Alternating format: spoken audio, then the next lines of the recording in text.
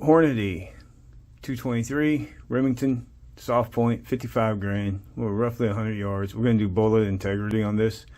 We're going to hit the flower. We're going to get the expansion, hit a board, hit the water, hit another board, and we're going to see what's left of the bullet.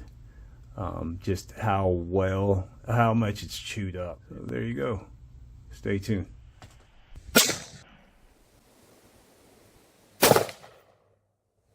Alright, here we go. Bullet integrity.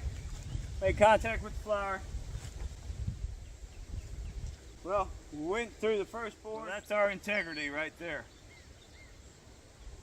It's nothing but powder. In the jug. Nothing but powder in the jug.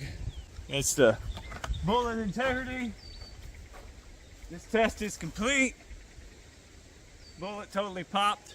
On expansion, there's nothing to take back to the house. So the soft points totally go poof.